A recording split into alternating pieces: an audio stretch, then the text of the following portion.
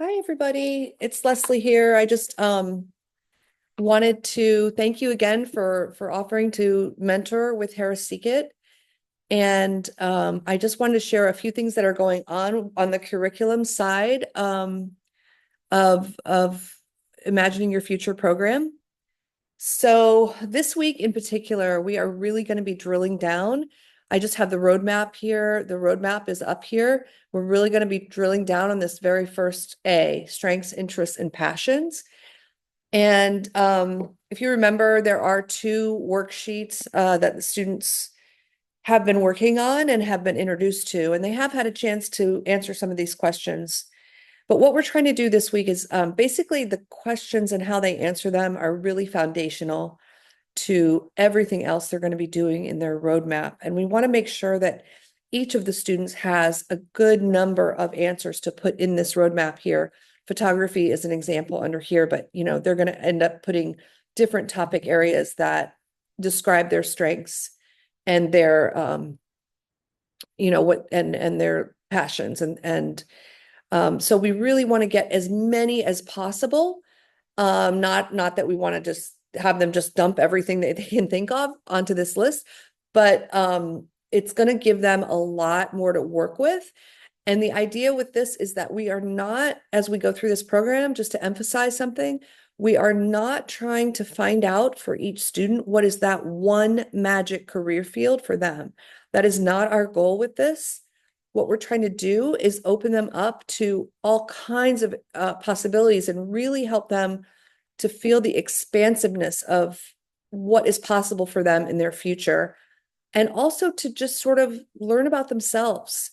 So all of that is way more important than saying, what exactly do you want to be when you grow up? Because their ideas will change, ebb and flow, as you know, as we've all experienced in our own lives.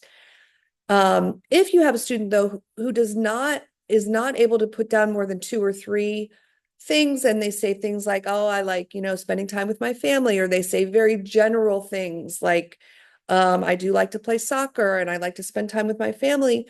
The thing that they will run into is problems when they get down to these other sections where they're really having to say, well, I've identified six different career fields, right? And now I'm going to go and research them. They won't have much to research if that's all they're putting in there. So this week, when we get together on Wednesday, and I'm going to send out an email asking for your participation. If you have the time and you are able to share it, we would love to have you there. But what I wanted to share right now, just in the next couple of minutes, and this will be very short, I promise, is just a few questions that we're going to be asking them on Wednesday. We're going to be trying to do this in a way that is just making sure they have space to think on by themselves, but also to brainstorm in a group. So the questions that we're going to ask them are things like, what do others ask for your help with? And this really gets to some strengths. What is your favorite class or course? They might, they might really love when they go into their woodworking class and they haven't even realized they like it that much. They just sort of show up and they realize I'm engaged in that class. But again, the idea is to really kind of meet them where they are and help bring out some of these different interests for them. Also, you could ask them, what social issues do you care about? And at first they might say, I have no idea, or I don't care. But then if you start talking to them, maybe they really did care. We just had a big election and maybe there are a few issues that they really do feel strongly about. It's a good thing to learn about yourself.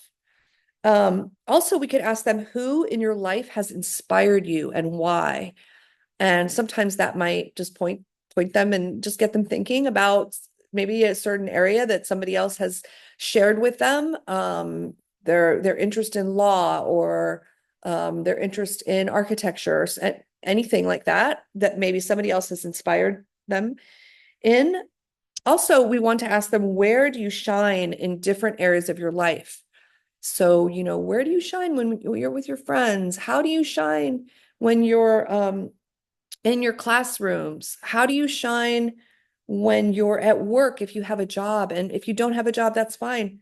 But maybe there's some other activity that you do outside of school, and just to talk about, where do you show up the best, your strongest self?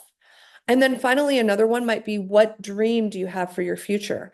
And then coming out of all of this, as a mentor, you can maybe start to sort of help them form this list of strengths, interests, and passions. So again, feel free to reach out by email if you have any questions. Thanks so much again for all your support and for taking your time with the Imagining Your Future program.